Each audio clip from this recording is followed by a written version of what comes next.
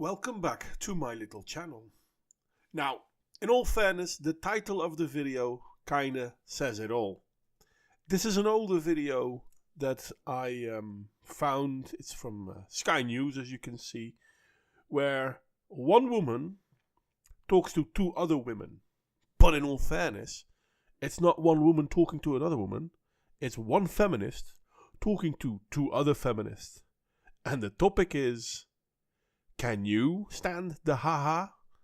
Well, that's my translation of their topic. You'll see. Now, today we are asking, are comedy shows sexist? I have an answer. The answer is no.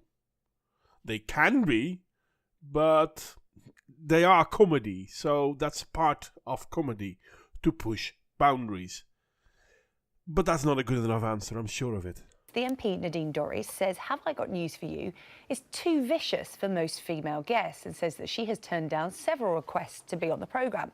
The panel show has had only one female politician as a host, while there have been 10 male politicians take up the role. Now, Have I Got News for You is a BBC show that I used to really enjoy. I haven't watched it lately because real life, I guess. But it was a good show. And in all fairness, the one thing you could be sure of was that no matter who you were, you'd get fried too. So basically what you're telling us, my dear, is that 10 male politicians were willing to jump into the fire, but only one female politician dared to do the same. And I say dared, and it's just a little bit of ha-ha. But somehow, this is too difficult for women. Could you explain this to me? Well, of course not. To talk more about this now, we have feminist and writer for The Metro, Rebecca Reed, and comedian Kate Smurthwaite. Don't know why I call you a feminist. All women are feminists. Shouldn't have just pointed it out. But yeah, there you go. Yeah, you are too. We all are, in fact. And what you just heard is my main problem with the Bolshevik mentality. Well, we're all feminists. All women are feminists, according to these brilliant pieces of womanhood. The thing is, the more you hear people say to you that all women are feminists, the more you are likely to believe it.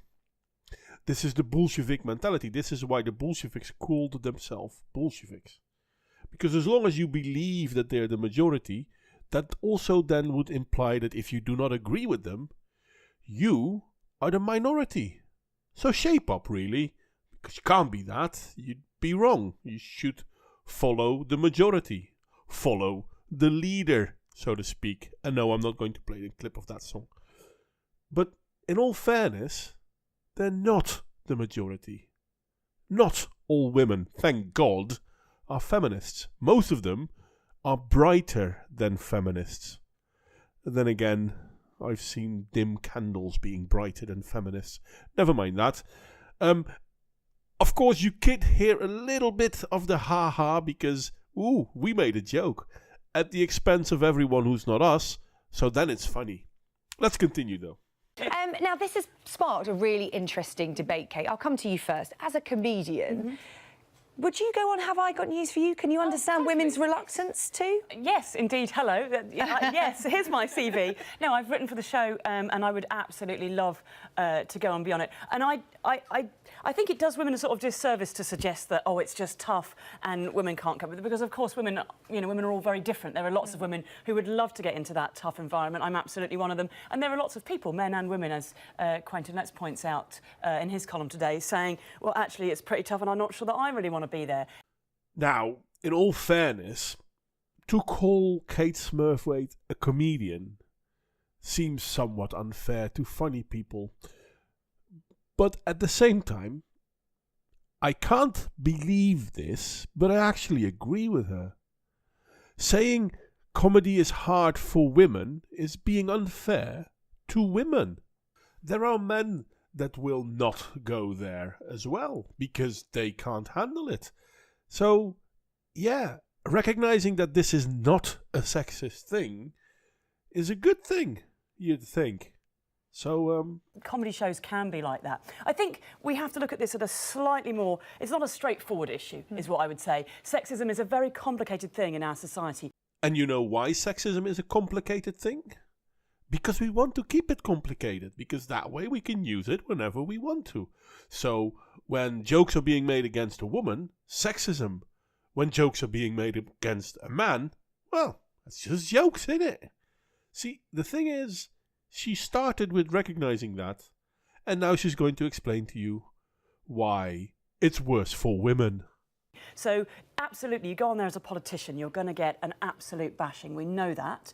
That's the fun of the show. That's why we watch it. That's why we love it. And politicians know they're going to get that when they agree to go on the show. But there's a difference sometimes, I think, in the way that male politicians and female politicians are treated. So somebody like Boris Johnson goes on there, he gets absolutely mercilessly ribbed, and he laughs it off, and it's not really a big issue, and his role in politics doesn't change, and whatever. Whereas you get a female politician, they get caught out on a tricky question, they get made to look a little bit stupid, and it comes back to haunt them again and again and again. And it's I don't think it's a question of women being too scared to do it. I think it's a question of women being aware of the consequences, which are much harsher for them if they don't do a really, really brilliant job.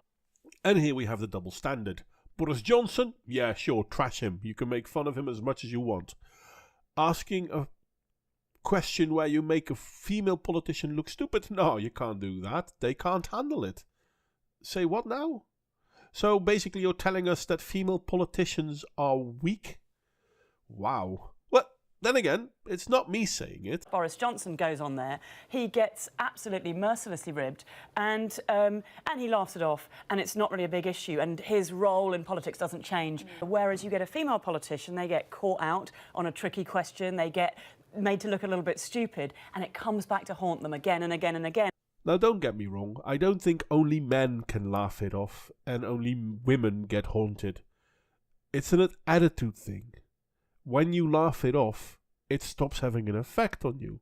When it haunts you, it's in your head.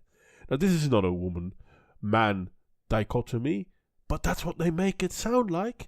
Oh, yeah, no. For women, it's worse because they can't handle jokes and therefore they're stuck with it. Yeah. No, that's not how it works.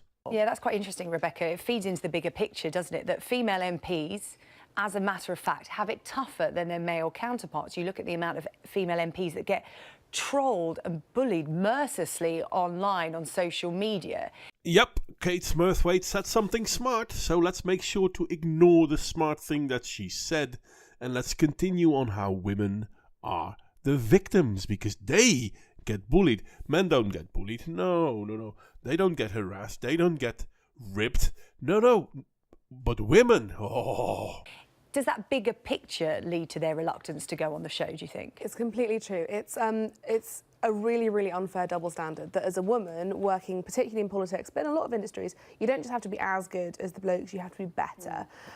Remember, we're talking about women getting made fun of, just like men are getting made fun of. Now, both women and men can be very good at their job, and they can still both be the target of jokes. Well, obviously not both, because you can't do that to women. That's unfair. And that is something that I completely agree with. To be fair, though, I'm not saying I agree with Nadine Dorries. It's not that it's too vicious for women. That's a very unfair. Too vicious and too abrasive. Very.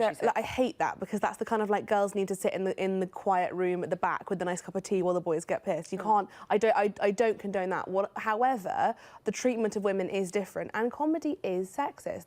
I think the whole comedy industry is sexist. But it's not that it's too vicious. It's that it doesn't treat women fairly. Okay. Try to make sense of that one. Comedy is sexist, not because it's vicious, but because it's unfair to women. How? Meh. But you must be able to make jokes of people. Yeah. But not of women, because you have to treat women equal, but not in the same way. Yeah, Kate, that's quite interesting. Widening it out to other panel shows you might watch, whether it be 8 out of 10 Cats or Celebrity Juice. They have female panellists on the show, and they could be comedians, they could be reality stars, but they are often the subject of, shall we say, tasteless humour. They're often the ridiculed. Oh, do we need to change that dynamic? Let's just ignore that male panelists get made fun of too. Probably more, but never mind that. So firstly, there's an issue where you get this terrible situation where you get a show and there's like 5 men and one woman, yeah. which already it means, oh, what do you think about education? What do you think about politics? What do you think about defence? And then they turn to the woman and go, tell us about housework and relationships. Because that totally happens.